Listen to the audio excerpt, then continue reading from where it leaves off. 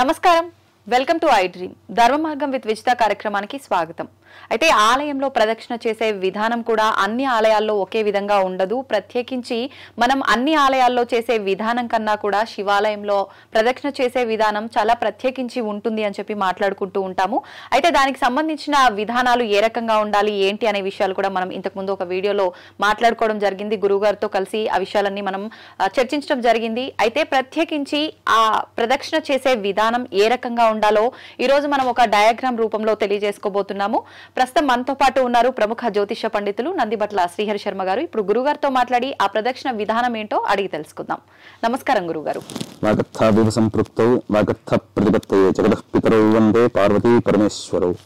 సదాశివసమారంభాం శంకరాచార్య మధ్యమాం అస్మదాచార్య పర్యంతం వందే గురు పరంపరాం.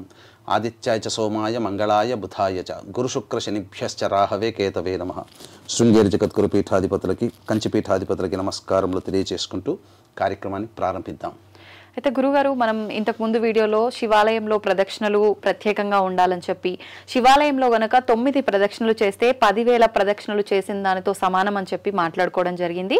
అయితే ఆ విధానాన్ని మీరు ఒక డయాగ్రామ్ రూపంలో మన ప్రేక్షకులందరి కోసం వేసి దాని గురించి విధానాన్ని అంతా కూడా తెలియజేస్తానని చెప్పారు. ఈ రోజు మనం ఆ విధానాన్ని ఏంటో అనేది ప్రేక్షకుల కోసం ఒకసారి చేసి చూపించండి.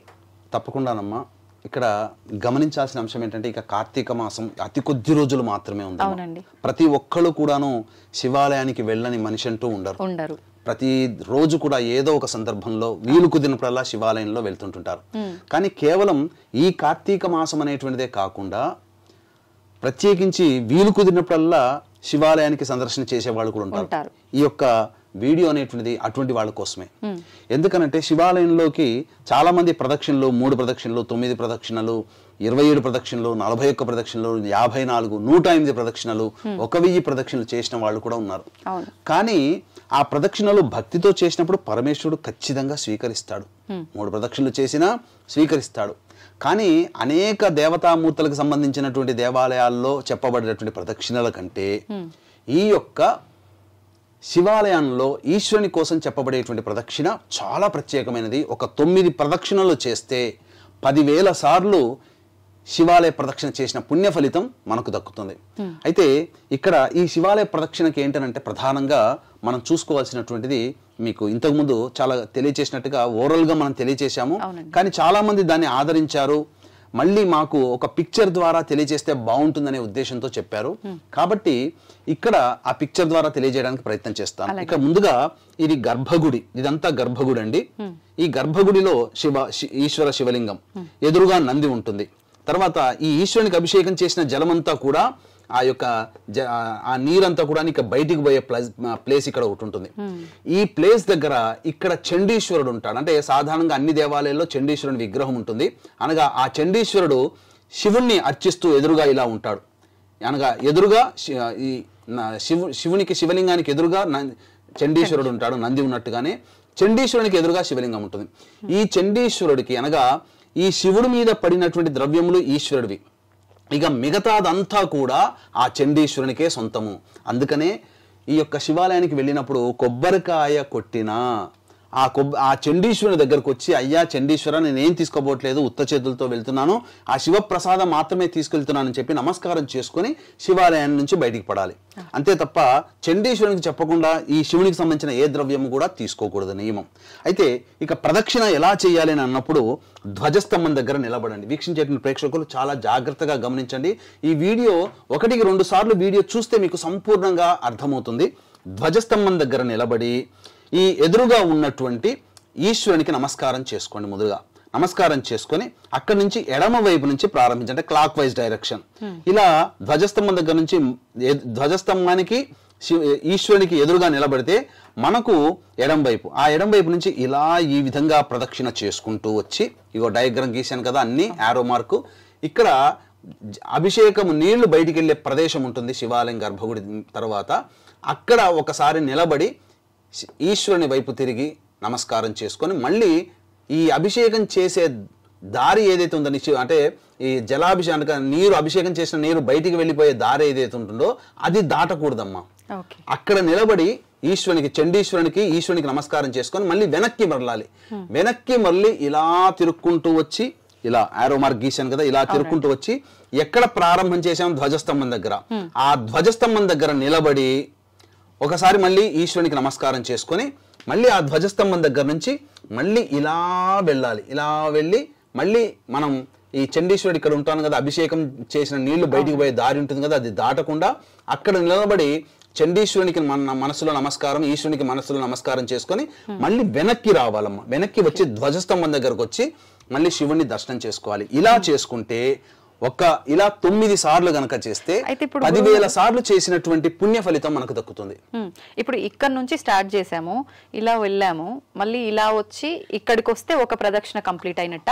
ఎలా ఒకటి కంప్లీట్ అయినట్టు? మనం ధ్వజస్తంభం దగ్గర నిలబడి మనం బయలుదేరాము. అవునండి. ఇలా వెళ్ళాము, ఇలా చండీశ్వరుని దగ్గరకు వచ్చాము అభిషేకం వెళ్లే దారికి, మళ్ళీ ఇలా వెనక్కి వచ్చాము, ధ్వజస్తంభం దగ్గరకు వచ్చాము, మళ్ళీ ఆ జలం అభిషేక జలం వెళ్లే దారి దగ్గరకు వచ్చి మళ్ళీ వెనక్కి వచ్చి మళ్ళీ ధ్వజస్తంభం దగ్గరికి రావాలి. ఇక్కడికి ఈ ప్రాసెస్ అంతా జరిగితే ఒక ప్రదక్షిణ. అలాంటివి 9 ప్రదక్షిణలు గనక చేసినట్లయితే 10,000 సార్లు శివాలయం చుట్టూ ప్రదక్షిణ చేసిన పుణ్య ఫలితం మనకు దక్కుతుంది.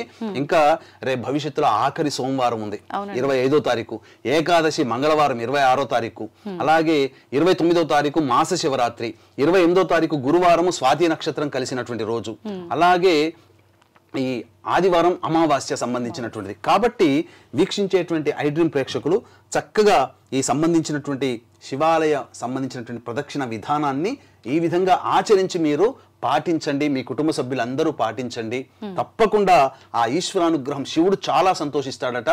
ఇలా ప్రదక్షిణ చేసేటప్పుడు కోరికలతో చేయకూడదు. చాలా మంది కామెంట్స్ రూపంలో నేను సంవత్సరం పాటు తిరిగాను నాకేం ఫలించలేదు అంటే కోరిక పెట్టుకొని తిరిగావు. ఈశ్వరుని దగ్గరకు వచ్చి కోరిక ఏంటయ్యా? ఇంకా మనకేం కావాలో ఆ ఈశ్వరుడు ఇస్తాడు. తల్లిదండ్రులు పుట్టినప్పటి నుంచి మాట రాగానే నాకు అన్నం పెట్టు అనగానే పెట్టిందా అమ్మ? మనం చూసేసి సమయానికి తగ్గట్టుగా పెట్టింది. బట్టలు కావాలంటే పండుగ సందర్భంగా తండ్రి బట్టలు కొన్నాడు. అలాగే మన తండ్రి ఈశ్వరుడు, మనకేం కావాలో ఆయన కంటే ఎవరికి ఎక్కువ ఏం తెలుస్తుందండి. కాబట్టి అటువంటి అనుమానాలు పెట్టుకోకుండా చక్కగా మనస్సులో ప్రశాంతంగా శివనామ స్మరణ చేసుకుంటూ, లింగాష్టకం చేసుకుంటూ, లేదా ఈ యొక్క దక్షిణామూర్తి స్తోత్ర పారాయణం చేసుకుంటూ, లేదా శివ శివ శివ శివ అన్న, లేదా అరుణాచలేశ్వరాయ నమః అన్న, లేదా శివాయ నమః అనుకుంటూ ఉన్న అలా ప్రదక్షిణ చేయండి. తప్పకుండా ఆ ఈశ్వరానుగ్రహం అనతి కాలంలో మీకు లభిస్తుందని చెప్పడంలో ఏమాత్రం సందేహం లేదు.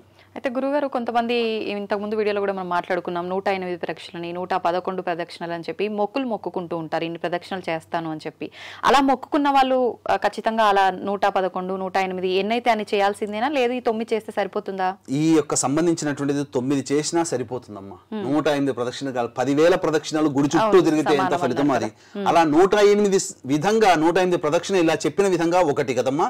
అలా 108 చేసిన అద్భుతమైన పుణ్యం అమ్మా. అసలు ప్రదక్షిణ ఈ విధంగా చేయాలి శివాలయంలో.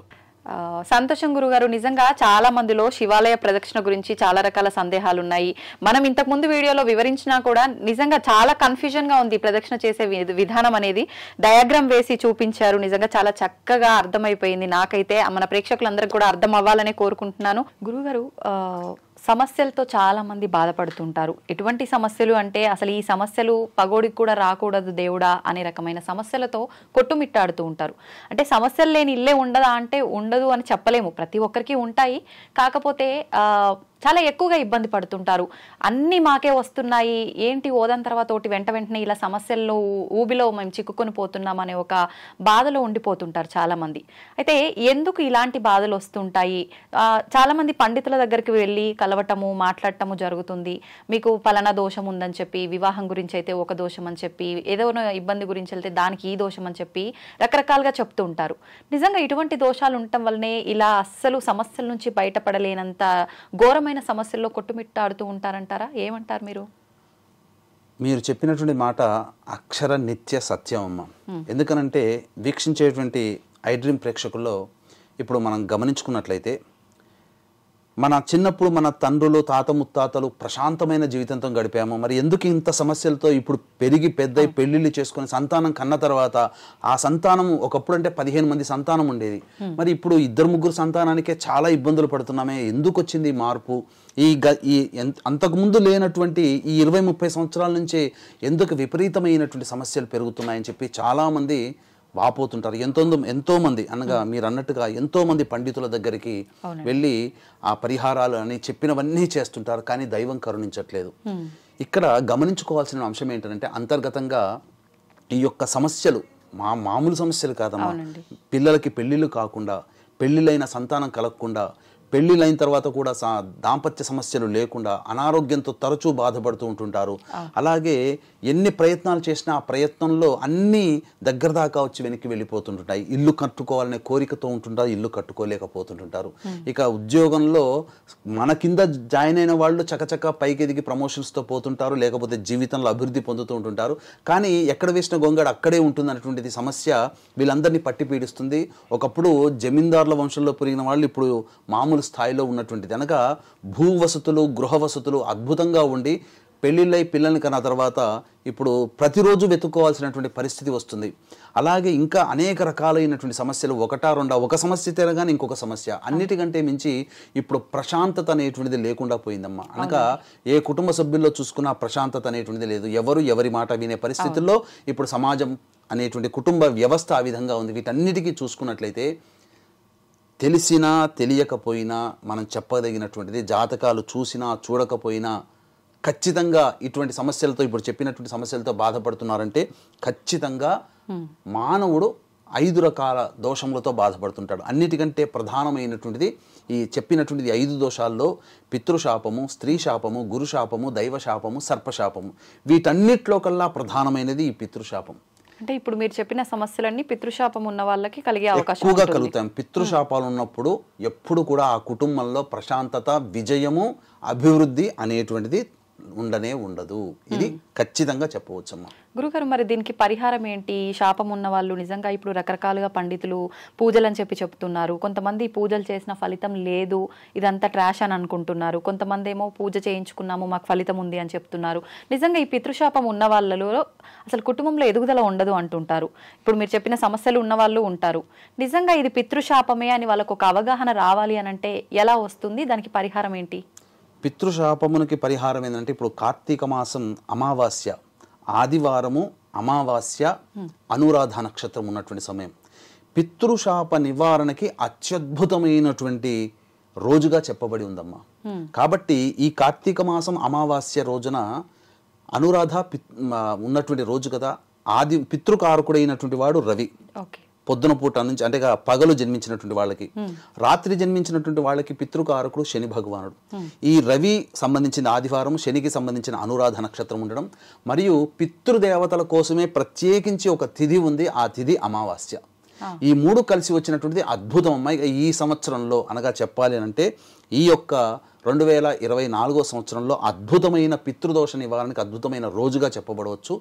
ఆ కార్తీక మాసం అమావాస్య రోజున పితృశాప విముక్తికి ఎవరైతే ఈ యొక్క పితృశాప నివారణ చేసుకుంటారో వాళ్ళకి సత్ఫలితాలు ఖచ్చితంగా కలుగుతాయి, పితృదేవతల యొక్క అనుగ్రహం కలుగుతుంది. అయితే ఇక్కడ వీక్షించేటువంటి ప్రేక్షకుల్లో గమనించాల్సింది ఏంటంటే పితృశాపం అనగానే చాలా మంది ఏమనుకుంటారంటే పిండ ప్రదానము అని అనుకుంటారు. పిండ ప్రదానము వేరు, పితృశాపం వేరు. అందుకనే ఇక్కడ ఈ పితృదోష నివారణార్థమై మన పీఠం ఆధ్వర్యంలో చక్కగా గోకర్ణ క్షేత్రంలో సశాస్త్రీయమైనటువంటి విధానంతో పితృదోష నివారణ పూజలు, హోమాలు అనేటువంటి చేయించడం జరుగుతుంది. 24వ తారీఖు రోజున ఈ సంబంధించినటువంటి 30వ తారీఖు రోజున, నవంబర్ 30వ తారీఖు రోజున బయలుదేరుతాము.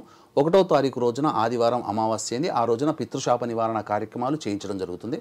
అవకాశం ఉన్న వాళ్ళు కార్యక్రమానంతరం కాంటాక్ట్ చేసి ఈ యొక్క గోత్రనామాలు నమోదు చేసుకోవచ్చు. అయితే ఈ పితృశాపం వల్లనే సమస్యలు వస్తాయంటే వాస్తవమా? ఎలా గుర్తించాలి అని అంటే తండ్రి వైపు 6 తరాలు, తల్లి వైపు 3 తరాలలో ఏవైనా దుర్మరణాలు ఉన్నా, అంటే road accident, fire accident, suicide attempt, నదిలో బావిలో పడి చనిపోవడం, ఇంట్లోంచి వెళ్ళిపోవడం, లివర్ ఫెయిల్యూర్, కిడ్నీ ఫెయిల్యూర్, క్యాన్సర్తో చనిపోవడం, లేదా liver problem, kidney problem, cancer ప్రాబ్లంతో ఎవరైనా కుటుంబ సభ్యులు బాధపడుతున్నా ఈ పితృశాపమే. ఇక 60 సంవత్సరాల లోపల ఏ విధంగా చనిపోయినా, అనగా హార్ట్ అటాక్ కావచ్చు, ఎలా అయినా చనిపోవచ్చు, పితృశాపమే. పెళ్లి కాకుండా బ్రహ్మచారిగా కన్యగా ఉండి ఎవరైతే చనిపోతారో, చిన్న వయసులో చనిపోయినా, వృద్ధాప్యంలో చనిపోయినా పితృశాపమే.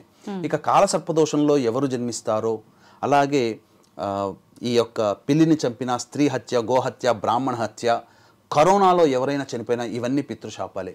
ఇంకా కొన్ని లక్షణాలు చెప్పవచ్చు అంటే ఏంటంటే తరచూ మందులకి నయం కాని రోగాలతో బాధపడుతున్నా, స్కానింగ్స్కి బయటపడదు దీర్ఘకాలికంగా. అలాగే తరచూ యాక్సిడెంట్స్కి గురవుతున్నా, ఇక కొద్దిలో ప్రాణం బయటపడింది అని అనుకుంటుంటాం. అలాగే ఏ కుటుంబంలోనైతే కులాంతర మతాంతర వివాహాలు జరిగి ఉంటాయో ఈ పితృశాపం ఉండడం వల్ల పిల్లలు మన కంటి ముందర చక్కగా చదువుకుంటారు, మనం చెప్పిన మాట వింటారు అనుకుంటారు. కానీ వాస్తవానికి జాబులు చేసి వ్యక్తిగతంగా పైకి వచ్చే సమయంలో ఇక వాళ్ళు మేము పలానా వాళ్ళని పలానా అని చెప్పి పెళ్లి చేసుకుంటామని చెప్పేసరికి గుండె మీద రాయబడుతుంది తల్లిదండ్రులకి. ఇలాంటి సంఘటనలు పితృశాపం ఉంటేనే ఆ కుటుంబంలో ఇంటర్ క్యాస్ట్ ఇంటర్ రిలీజియన్ మ్యారేజ్లు జరుగుతాయి. ఇంకా ఏ కుటుంబంలోనైతే ఆడపిల్లలు మాత్రమే ఉండి పురుష సంతానం లేకుండా ఉంటుందో ఆ కుటుంబంలో పితృశాపం ఉంటుంది.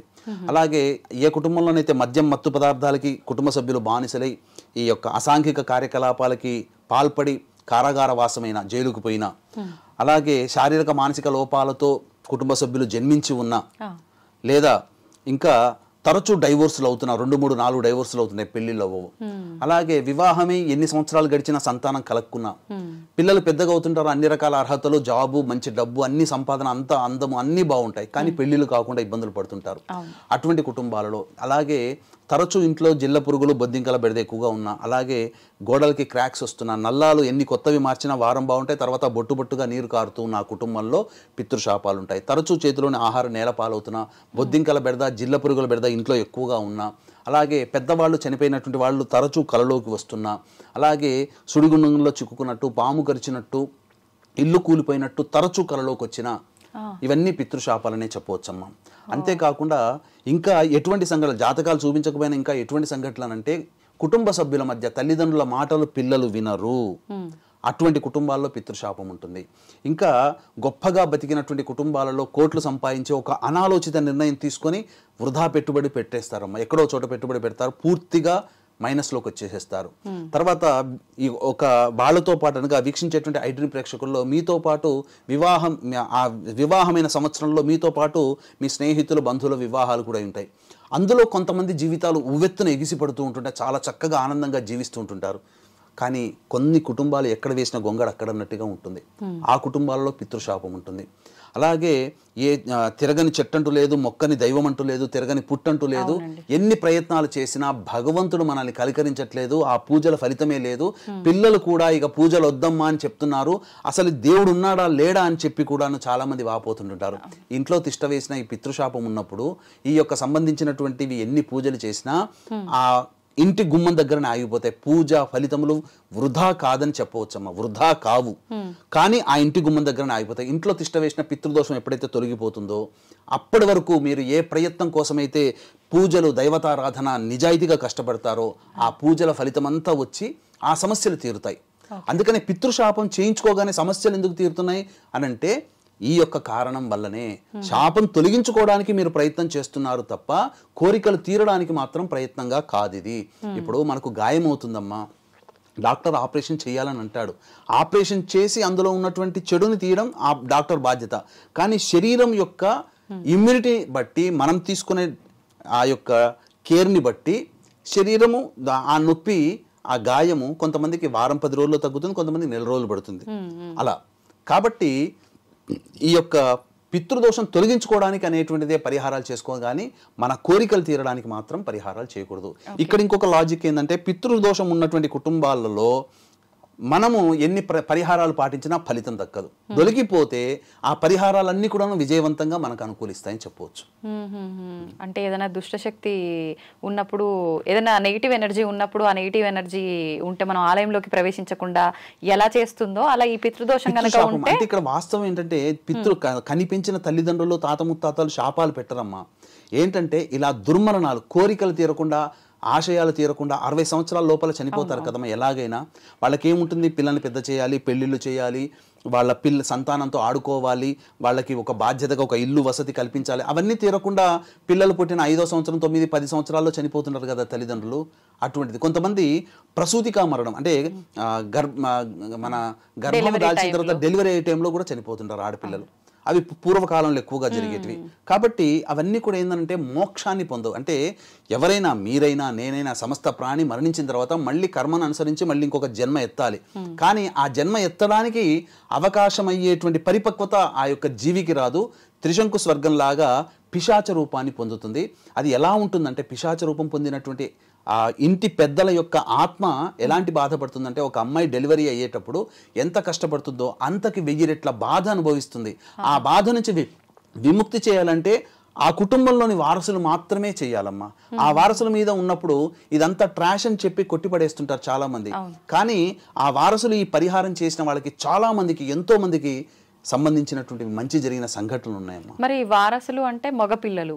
ఇప్పుడు పితృదోషం ఉన్న వాళ్ళకి కొంతమందికి మగపిల్లలు సంతానం ఉండదు, ఆడపిల్లలే ఉంటారు. మరి అలా ఆడపిల్లలు ఉన్న వాళ్ళు ఎవరు చేయాలి గురుగారు? ఈ ఆడపిల్లలు ఉన్నటువంటి వాళ్ళు మామగారు బ్రతికుంటే అనగా ఆడపిల్లను చేసుకున్న మామగారు అంటే భర్త తండ్రి ఉంటే భర్త తండ్రి చేయాలి. లేదు మామగారు లేరన్నప్పుడు భర్త చేయవచ్చు. ఇటువంటి భర్త కూడా మాకు అవకాశం లేదండి, మా మాట వినరని చెప్పి ఆడపిల్లలు అంటుంటారు. ఒకే కుటుంబంలో 2 ఆడపిల్లలు ఉంటారు. మరి అటువంటప్పుడు మళ్ళీ తల్లిదండ్రుల ఆత్మ విమోచనం కోసం ఆడపిల్లలు ఆలోచిస్తారు కదా, బ్రాహ్మణుని కర్తగా పెట్టి చేయించుకోవాలమ్మా. శాస్త్రం అంగీకరిస్తుంది. వీళ్ళు పాల్గొనడానికి లేదు, ఆడపిల్లలకు చేయడానికి లేదమ్మా. అయితే ఇప్పుడు చాలా మంది ఇలా ఇప్పుడు మీరు చెప్పిన సమస్యలు ఏదైతే ఉన్నాయో ఇవి వింటుంటే ప్రతి ఒక్కరింట్లో ఏదో ఒక సమస్య అనేది ఖచ్చితంగా ఉంటుంది. అంటే దీన్ని బట్టి ప్రతి ఒక్కరి ఇంట్లో పితృదోషం ఉండే అవకాశం చాలా వరకు ఉన్నట్టే. 100కి 95% మంది కుటుంబాల్లో ఉన్నాయమ్మా. అయితే ఇప్పుడు ఈ పితృదోషం యొక్క పరిహారం, ఈ పూజ ఏదైనా చేయించుకోవాలి అనుకున్నప్పుడు మీరు చెప్పినట్టుగా ఇప్పుడు ఆడపిల్లలు ఉంటే మగపిల్లలు వాళ్ళకు అనుగుగా మామయ్యో ఎవరైనా ఉంటే చేయించాలి, లేదు అంటే పురోహితుల సమక్షంలో. ఒకవేళ మగవారు ఉన్నారు, వాళ్ళు చెయ్యాలి అనుకున్నప్పుడు వాళ్ళ భార్య గర్భవతిగా ఉండటము ఇలాంటివి ఉన్నప్పుడు, గర్భవతిగా ఉన్నప్పుడు పూజలు చేయకూడదు అంటారు కదా గురుగారు. పితృదోషంకి సంబంధించిన పూజలు చేయొచ్చా? చేయకూడదమ్మా. ఇక్కడ భర్త అంగీకారం తెలపని కుటుంబాలు కూడా ఉంటుంటాయి. అంటే మామగారు ఉండరు కానీ వాళ్ళు కోడలిగా వచ్చినందుకు ఆ కుటుంబం మీద ప్రేమతో ఆ కోడలు కూడా ఆలోచిస్తారు కానీ భర్త వినడు. మరి భర్త చేయాలి, కొడుకులతోనా చేయించకూడదు.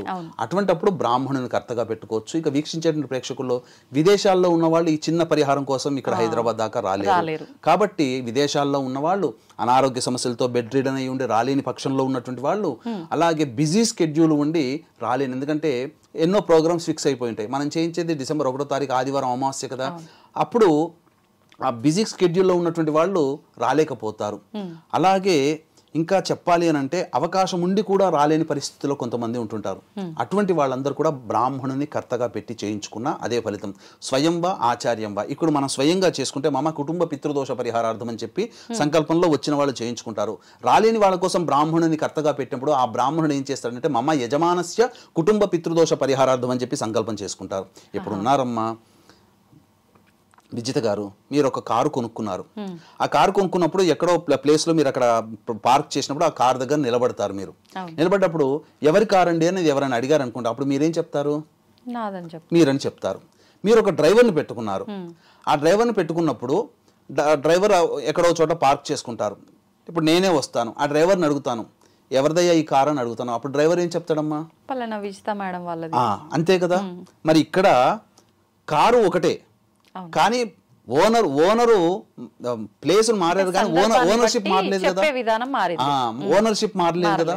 మీరు మీ కార్ అని ఎట్లా చెప్పుకుంటారు, మీ డ్రైవర్ మీ కార్ అని ఎలా చెప్తారో, మీ కార్ని మీరు ఎలా చెప్పుకుంటారో, ఇక్కడ పితృదోష పరిహారం చేసేటప్పుడు స్వయంగా వచ్చి చేసుకునేటప్పుడు మమ కుటుంబ పితృదోషం, బ్రాహ్మణుని పెట్టిన మమ యజమానస్య కుటుంబ పితృదోష పరిహారం అని చెప్పి సంకల్పం. అందున ఇటువంటి రాని వాళ్ళ కోసం ప్రత్యేకించి శ్రద్ధ తీసుకొని ఈ కార్యక్రమాలు చేస్తుంటామమ్మా. కాబట్టి ఎటువంటి సందేహాలు లేకుండా స్వయంగా వచ్చినా రాకపోయినా బ్రాహ్మణుని పెట్టుకున్నా అదే ఫలితం ఉంటుంది తప్ప ఫలితంలో తేడా ఉండదు. అయితే గురుగారు, ఒకసారి ఈ పితృదోషంకి సంబంధించిన పూజ చేయించిన తర్వాత మళ్ళీ చేయించాల్సిన అవసరం ఉంటుందా? ఒకసారి చేస్తే సరిపోతుందమ్మా. మళ్ళీ చేయించాల్సిన అవసరం లేదు. కానీ తరచుగా అనేక రకాలుగా ఇష్టం ఉన్న వాళ్ళు, మాకు తెలిసినటువంటి వాళ్ళు కొంతమంది ఒక 3 సంవత్సరాల కిందట చేయించుకున్నాడు ఒక వ్యక్తి, మళ్ళీ చేయించుకోవాలనే కోరికతో మళ్ళీ వచ్చాడు చేయించుకున్నాడు. కాబట్టి తరచూ చేయించుకోవడంలో కూడా తప్పు లేదమ్మా. అంటే ఇది ప్రత్యేకించి చాలా మంది పలానా ప్లేస్ లోనే చేయించాలి అని చెప్పి అంటున్నారు. నిజంగా అలా ఒక నిర్దిష్టమైన ప్లేస్ లోనే చేయాల్సి ఉంటుందా? మనం ఉన్న దగ్గరైనా ఎక్కడైనా ఆలయంలో అలా కూడా చేయించుకునే అవకాశం ఉంటుందా? ఇది చాలా మంచి క్వశ్చన్. మా వీక్షించే ప్రేక్షకులకు అవేర్నెస్ కావాలి ఇక్కడ. ఎందుకంటే చాలా భారతదేశంలో అనేక ప్రాంతాలలో నదీ తీరంలో ఉన్నటువంటి ప్రాంతాలలో చేయిస్తుంటారు. నాసిక్ త్ర్యంబకేశ్వరంలో చేస్తుంటారు. అలాగే ఈ యొక్క సంబంధించినటువంటి గోకర్ణ క్షేత్రంలో చేయిస్తుంటారు. మన దగ్గర కూడా చేయిస్తుంటారు. కాకపోతే నాసిక్ త్ర్యంబకేశ్వరంలో తాంత్రికంగా చేయిస్తారు. మనము తాంత్రిక విధానానికి చేయించుకోకూడదు. అది నెగిటివ్ రిజల్ట్స్ని ఇస్తుంది. ఇక గోకర్ణ క్షేత్రంలో కూడా దాదాపు 600 కుటుంబాల యొక్క కార్యక్రమాలు చేయించేటువంటి ఉన్నాయి. కానీ ఎక్కడ మంచి ఎక్కడ చెడు అనేటువంటిది తెలుసుకోలేకపోతున్నారు. చాలా మంది ఏంటంటే ఇప్పుడు గూగుల్ ఉంది కదా అని చెప్పేసి తెలుసుకుని వెళ్ళిపోతున్నారు. మనిషిని ముక్కు మొహం తెలవని వాళ్ళని నమ్మేసేసి అక్కడికి వెళ్ళిపోతున్నారు, చేయించుకుంటున్నారు. కానీ అక్కడ ప్రతి వృత్తిలో కూడా మంచి చెడు ఉందమ్మా. ఏ వృత్తి తీసుకున్నా అన్నిట్లో మంచి చెడు ఉంది ఎక్కడైనా. కానీ ఇదే వృత్తి మంచిది, ఈ వృత్తి దొంగలో కూడా మంచి దొంగలు ఉన్నారుగా.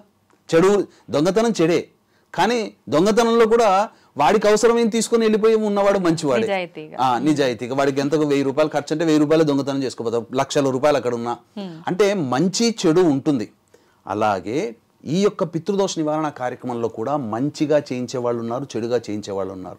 చెడుగా అనంటే తూతూ మంత్రంగా. ఇప్పుడు బ్రాహ్మణులు అయితేనేమో శశాస్త్రీయంగా చేయిస్తారు, గుర్తుపడతారు కదా అని చెప్పి. బ్రాహ్మణులు కాని వాళ్ళు ఏమైపోతుంది, వాళ్ళకి పురాణోక్తంగా చేసి తూతూ మంత్రంగా చేయిస్తున్నారు. బ్రాహ్మణులు కాని వాళ్ళు కూడా పూజలు చేస్తారా? పూజలు బ్రాహ్మణులు కాని వాళ్ళు చేయరు. బ్రాహ్మణులు కాని వాళ్ళు వచ్చినప్పుడు చేయించే బ్రాహ్మణులు ఉంటారు కదా పూజారులు, వాళ్ళు తూతూ మంత్రంగా పురాణోక్తంగా చేయించి పంపిస్తున్నారు. ఎందుకంటే వాళ్ళకి టార్గెట్, ఈ రోజు ఇన్ని పూజలు చేసామంటే అక్కడ నిర్వహిస్తున్న యజమాని ఇన్ని డబ్బులు ఇస్తాడని. శశాస్త్రీయంగా చేయించుకుంటే రోజుకి 2 గంటలు ఎక్కువ చేయించలేరు, కానీ రోజుకి 5-6 చేయిస్తుంటారు. అక్కడ చేయించే గ్రూపులో 15-20 మంది ఉంటుంటారు. ఇంకా చెప్పాలి అని అంటే ఇక్కడ వీక్షించే ప్రేక్షకులు ఈ మధ్య గమనిస్తుంటే గత 15 సంవత్సరాలుగా ఈ యొక్క పితృదోష నివారణ కార్యక్రమాలు మన పీఠం ఆధ్వర్యంలో జరుగుతున్నాయి. కానీ ఈ మధ్య వేలం వెర్రిగా ఏమైపోతుందనంటే అసత్య ప్రచారాలు ఈ పితృదోషం మీద జరగడం. అంటే ఎటువంటి అసత్య ప్రచారాలు, ఇక అందరికీ పితృదోషం ఉన్నట్టే ఈ యొక్క వీడియో ఎవరైతే చూస్తారో వాళ్ళు పితృదోషం ఉన్న వాళ్ళే వీడియో చూస్తారు, పితృదోషం ఉన్న వాళ్ళే నాతో ఫోన్లో మాట్లాడతారు. ఇక ఎంతటి వరకంటే నీ కర్మ తొలగిపోయింది అవకాశం ఉంది కంటే నీ అదృష్టవశాత్తు ఈ వీడియో చూసావు. ఒకవేళ వీడియో చూసినా కానీ చేయించుకోలేదంటే నీకు ఇంకా కర్మ పరిపక్వత కాలేదు. ఇలా అసత్య ప్రచారాలు చేయిస్తున్నారు. ఇంకా ఎంతటికి అసత్య ప్రచారం అంటే మన ఇంట్లో చేరే పశుపక్షాదులకు కూడా పితృశాపం ఉంటేనే మన ఇంట్లో చేరుతాయి, వాటికి కూడా పితృశాపం ఉంటుంది. అంటే బర్రెలకి, గొర్రెలకి, ఆవులకి, మేకలకి వీటన్నిటి కూడా పితృశాపం ఉంటుంది కాబట్టి మన ఇంట్లో వచ్చి చేరుతాయి. అట్లా ఉండదమ్మా. శాస్త్రంలో నేను పెద్ద పెద్ద పండితులను అడిగానమ్మా, మన దాంట్లో కూడా చేశారు. హిందూ ధర్మక్షేత్రం వ్యవస్థాపకులు ఈ మన సంబంధించినటువంటి సంతోష్ ఘనాపాటి గారు ఉన్నారు కదా, వారిని కూడా ఒక సందర్భంలో ఉన్నప్పుడు నేను స్వయంగా వెళ్ళి, ఏమంటే ఇట్లా మీరు ఎన్నో వేదాల్లో ఉంటారు, ఎందుకంటే వేద పండితుడు ఆయన ఉన్నప్పుడు నేను వేదం చదువుకోలేదు, స్మార్థం వరకే చదువుకున్నాను. అయితే ఆయన అడిగాను, ఎక్కడైనా వేదంలో ఇలా చెప్పబడి ఉందా పశుపక్షాదులు కూడా పితృశాపాలు ఉంటేనే మన దగ్గరకు వస్తాయి అని చెప్పేసి అని. అంటే మనకు పితృశాపం ఉంది కాబట్టి మన ఇంట్లో పశుపక్షాదులకు కూడా పితృశాపాలు ఉంటేనే వస్తాయా, అటువంటివి ఉన్నవే మన ఇంట్లో చేరుతాయా అని చెప్పి. ఇంకొక విచిత్రం ఏంటంటే విజిత గారు, ఉన్నవి 27 నక్షత్రాలు. ఈ 27 నక్షత్రాలు అన్ని కూడా శుభమైనటువంటి నక్షత్రాలే. ఈ నక్షత్రాల్లో పుడితే దోషం, ఈ నక్షత్రాల్లో పుడితే మంచిదని ఎక్కడా లేదు. రోహిణి నక్షత్రం దోషం అంటారు. ఉన్న 140 కోట్ల రోహిణి నక్షత్రంతో 3 కోట్ల మంది పుట్టుంటారు, 3-4 కోట్ల మంది. ఆ 3-4 కోట్ల మందికి మేనమామలు పోతారా? పోరు కదా. అందుకనే 27 నక్షత్రాలు మంచివి. కొంతమంది ఎటువంటి అసత్య ప్రచారాలు చేస్తున్నారంటే ఉన్న 27 నక్షత్రాల్లో 8 నక్షత్రాలు తప్ప మిగిలిన 19 నక్షత్రాల్లో జన్మిస్తేనే పితృశాపం. అసలు ఎక్కడా చెప్పబడినటువంటిది ఏంటనంటే ఒక రకంగా ఎక్స్ప్లాయిటేషన్, అంటే మనుషులని ఒక రకంగా మాటలతో హిప్నాటిజం చేసి, అంటే ఈ 27 నక్షత్రాల్లో వీక్షించేటువంటి ఐడ్రీమ్ ప్రేక్షకుల్లో ఆ చెప్పబడినటువంటి 19 నక్షత్రాల్లో కూడా పుట్టి ఉన్న వాళ్ళు ఉంటారు. వాళ్ళందరూ భయపడిపోయి చేయించుకోవాలని. కానీ భయపడాల్సిన అవసరం ఏమీ లేదమ్మా. ఎందుకనంటే ఇలా చెప్పి ఇదొక సిండికేట్గా మారిపోయి డబ్బుల్ని దోచుకునే విధంగా మారిపోయింది సమాజం. కాబట్టి మంచి చెడు ప్రతి దాంట్లో ఉంటుంది. కాకపోతే వీక్షించేటువంటి ప్రేక్షకులు అటువంటి అసత్య ప్రచారాలను నమ్మకుండా సత్యము నిజాయితీని నమ్మి వెళ్ళండి. అది మాత్రం చెప్పగలుగుతాను. ఎందుకంటే ఒక బాధ్యతాయుతమైనటువంటి ప్రసార మాధ్యమంలో ఉన్నాం. ఒక మంచిని తెలియచేయడానికే ఐడ్రీమ్ యాజమాన్యం వాళ్ళు సంకల్పించి మిమ్మల్నైనా నన్నైనా కానీ పెట్టినటువంటిది కారణం. కానీ ఇక్కడ మనం అసత్య ప్రచారం అనేటువంటిది చేయకూడదు. కాబట్టి అసత్యం ఎలా ఉంటుంది పితృశాపాలలో, సత్యం ఎలా ఉంటుంది అని చెప్పవచ్చు. ఇంకా చెప్పాలి అని అంటే అసలు కొంతమంది మిస్ కాల్ పడితే చాలమా మీకు దోషం ఉంది చేసుకోండి చేసుకోండి చేసుకోండి అని ఎంటబడుతున్నారు. అది మహాదోషం. ఇలాంటివి జరుగుతున్నాయి కాబట్టే వీక్షించేటువంటి ప్రేక్షకులు అటువంటి అసత్య ప్రచారాలకి వీడియో చూస్తేనో, నీకు యోగం ఉంటేనే ఈ వీడియో చూస్తావు, పితృదోషం ఉంటేనే, పశుపక్షాదులు మీ ఇంట్లో ఉన్న పశువులకు కూడా పితృశాపం ఉంటుంది, అలాగే ఇంకా చెప్పాలంటే ఈ నక్షత్రాల్లో పుట్టడం అనేటువంటిది ఎక్కడా లేదమ్మా. అసత్య ప్రచారం ద్వారా ఎక్స్ప్లాయిటేషన్ చేయడము, మనుషులని వంచనకి గురి చేయడం అనేది తప్ప ఇంక లేదు. కాబట్టి అటువంటి నిర్ణయాలు వీక్షించేటువంటి ప్రేక్షకులు చూసి నవ్వుకోండి, ఎంజాయ్ చేయడానికి బాగుంటుంది. ఎందుకంటే చాలా రసవత్తరంగా నాటకీయంగా ఆ వాటి గురించి చెప్తుంటారు కాబట్టి ఎంజాయ్ చేయవచ్చు ఆ మాటల్ని. కానీ వాస్తవంగా పితృశాపాలలో ఈ నక్షత్రాల్లో పుట్టిన వాళ్ళకి పితృశాపమని ఏ శాస్త్ర గ్రంథంలో లేదు. ఛాలెంజ్ చేసి చెప్తానమ్మా. అంటే నక్షత్రానికి సంబంధించిన దోషాలు అనేది పితృదోషంకి సంబంధించి కాదు. నక్షత్రాల్లో జన్మించిన వరకే. ఎక్కడ చెప్పబడి ఉందంటే ధనిష్ట పంచకములని ఉన్నాయి. అంటే ధనిష్ట నుంచి 5 నక్షత్రాలు, ధనిష్ట, శతభిషం, పూర్వభాద్ర, ఉత్తరభాద్ర, రేవతి. ఈ 5 నక్షత్రాలలో మరణిస్తేనే పితృశాపం. త్రిపాద నక్షత్రాలు కొన్ని ఉంటాయి, అవి మరణించాలి, జన్మించిన దానికి కాదు. ఇప్పుడు ఏం చేస్తున్నారంటే జన్మించితేనే 27 నక్షత్రాల్లో 18 నక్షత్రాలు జన్మిస్తే పితృశాపం అంటున్నారు. అది దోషం. ఈ వీడియో చూస్తేనే పితృశాపం ఉన్నట్టు లెక్క. నన్ను చూస్తేనే నాతో మాట్లాడావంటే నాకు పితృశాపం ఉంది, నాతో మాట్లాడావంటేనే నీకు కూడా పితృశాపం ఉంది. అంటే ఇప్పుడు 100 మంది మాట్లాడతారమ్మా. ఇప్పుడు నా స్థితి వేరు, నాకు పితృశాపం ఉందనుకోండి, మీరు నాతో మాట్లాడతారు, మీకు ఉన్నట్ట లెక్క అక్కడ లేదు. ఒక్కొక్కరు ఒక్కొక్క రకంగా. అలాంటి ఇది ఒక రకమైన వంచనకు గురి చేయడం తప్ప ఇంకేం లేదు. కాబట్టి అటువంటి వాటిని నమ్మవద్దు. మరణిస్తేనే నక్షత్రాల్లో చెప్పబడిన 5 నక్షత్రాల్లో మంగళవారం, శనివారం, అమావాస్య తిథులలో మరణిస్తే అది దోషంగా చెప్పబడి ఉంది. ఆ దోషానికి పరిహారం చేసుకుంటే చాలు. ఈ 5 నక్షత్రాల్లో మరణిస్తే పితృశాపం. అది మరణించిన సమయం, ఆ డేట్ ఎవరు గుర్తుపెట్టుకుంటారు? జన్మించిన డేట్ అంటే గుర్తుపెట్టుకుంటారు, కానీ మా తాత ముత్తాతలు ఇవన్నీ. కాబట్టి ఇప్పుడు ఇంతకుముందు చెప్పినటువంటి లక్షణాలు గనక ఏ కుటుంబంలోనైతే ఉంటాయో ఆ కుటుంబంలో పితృశాపం. అందుకనే మరణించిన సమయంలో కూడా డేటు తిది గుర్తుపెట్టుకుంటారు, కానీ నక్షత్రం ఎవరు చూడరు. అది కొన్ని కుటుంబాలు, సాంప్రదాయ కుటుంబాల్లోనే గుర్తుపెట్టుకుంటారు. అందుకనే ఇటువంటి వంచనకి ఎవ్వరు కూడా గురి కాకుండా ఉండడం కోసమే సశాస్త్రీయంగా, నిజాయితీగా ఈ కార్యక్రమాలు అనేటువంటివి డిసెంబర్ 1వ తారీఖు రోజున ఆదివారం అమావాస్య సందర్భంగా పితృదోష నివారణ కార్యక్రమాలు మన పీఠం ఆధ్వర్యంలో జరపబడుతున్నాయి. ఇంకా చెప్పాలి అని అంటే ఇంకొక ప్రత్యేకంగా ఒక్క మాటతో ఒక డౌట్ అండి. చాలా మంది పితృదేవతలకు సంబంధించిన క్రతువులన్నీ చాలా అంటే కరెక్ట్ గా ఎప్పుడు ఏది చేయాలో అన్ని మంచిగా ఆచారం ప్రకారంగా చేసుకుంటూ వస్తారు. అటువంటి వాళ్ళు ఇలాంటి పూజలు చేయాల్సిన అవసరం ఉందంటారా? ఉంటుందమ్మా. ఎందుకనంటే ఈ యొక్క పిండ ప్రదానాలు మేము చాలా చక్కగా చేశాం, కానీ తండ్రి గారేమో యాక్సిడెంట్లో పోతారు. అది చెప్పరు. ఎందుకనంటే ఈ యొక్క పితృకార్యం చనిపోయిన తర్వాత ఈ 11 రోజులు సంస్కారంగా చేస్తారు కదా, ఆ సంస్కారంలో అందరూ బాధతో ఉంటారు కాబట్టి పురోహితుడు కూడా చెప్పలేకపోతాడు. ఏమంటే దుర్మరణం పాలయ్యారు మీ పెద్దవాళ్ళు, అది ఆ మోక్షనారాయణ బలి పూజ చేయించాలండి, ఇది పితృశాపంగా మారుతుంది అని అంటే కూడా చెప్పడానికి అవకాశం ఉండదు. ఎందుకంటే తల్లిదండ్రులు కోల్పోయినప్పుడు బాధలో ఉండి ఇంకా దోషాలని అంటే సరైంది కాదు కదా, అందుకని మర్చిపోతారు. కానీ 60 సంవత్సరాల లోపల ఏ విధంగా చనిపోయినా, ఈ యొక్క తండ్రి వైపు 6 తరాలు, తల్లి వైపు 3 తరాల్లో దుర్మరణాలు పాలై చనిపోయినా, ఎన్ని పిండ ప్రదానాలు కాదు, ఈ విశ్వం మొత్తంలో, ఈ భూ ప్రపంచంలో ఎన్ని నదులు ఉన్నాయో అన్ని నదీ తీరాలలో, ప్రపంచమంతా తిరగండి, కేవలం భారతదేశమే కాదు, అన్ని నదీ తీరాల దగ్గర పిండ ప్రదానం చేసినా పితృదోషము తొలగిపోదు. పితృదోషం అనంటే మోక్ష ప్రాప్తి. ఎన్ని పిండ ప్రదానాలు చేసినా మోక్ష ప్రాప్తి కలగాలి.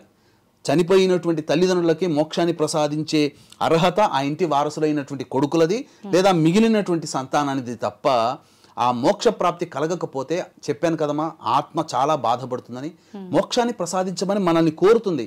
ఈ యొక్క కలియుగంలో ఈ కోరే విధానము మన కంటికి కనిపించరు కాబట్టి మనకు తరచూ కష్టాలు కలిగిస్తుంటుంటారు పితృదేవతలు ప్రేమ కొద్దీ. అంటే మనకు బాగా తలకాయ నొప్పి లేచిందంటే 4-5 రోజులు చూసేసి కంటి డాక్టర్ దగ్గర పోయి మనం టెస్ట్ చేయించుకుంటాం. 2 రోజులు కడుపు నొప్పితో బాధపడుతున్నామంటే ఏదో సమస్య డాక్టర్ దగ్గర పోతాం. అలాగే తరచూ కష్టాలు వస్తున్నాయంటే ఏదో మన జాతకంలో ఇబ్బందికర పరిస్థితులు ఉన్నాయి కాబట్టి దగ్గరలోని పండితుల్ని సంప్రదించినప్పుడు ఆ పండితులు సూచించినటువంటి పితృదోష పరిహారాలు చేసుకున్న తర్వాత వాళ్ళ ఇంట్లో ఉన్నటువంటి కష్టాలన్నీ తొలగిపోతాయి. ఇది దీంట్లో ఉన్నటువంటి మర్మమ్మ.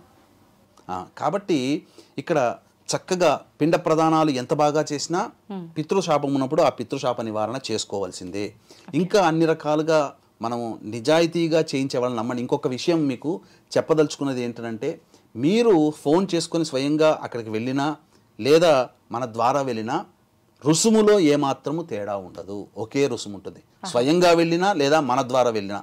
కాకపోతే మన ద్వారా ఏంటంటే నిజాయితీగా దగ్గరుండి సశాస్త్రీయంగా జరుగుతుందా లేదా అని మనం చెప్పగలుగుతాం. డైరెక్ట్గా ముక్కు మొహం తెలవని వాళ్ళని ఎవరు పడితే వాళ్ళ దగ్గరికి వెళ్ళి చేయించుకుంటే అది ఉండదు. ఓకే. కాబట్టి అది ఎవరు చేస్తున్నారో ఎలా చేస్తున్నారో మనం గైడ్ చేయలేం. మన ద్వారా అయితే మనం దగ్గరుండి తెలిసిన వాళ్ళ ద్వారా అయితే నమ్మకంగా ఉంటుంది అది. ఓకే, ధన్యవాదాలండి. చాలా మంచి విషయాలు తెలియజేశారు. నిజంగా అలాంటి దోషాలతో సమస్యల్లో ఉండి బాధపడే వాళ్ళకి ఒక మంచి పరిహారాన్ని కూడా తెలియజేశారు. ధన్యవాదాలు. సర్వం శ్రీ ఉమామహేశ్వర పరబ్రహ్మార్పణమస్తు.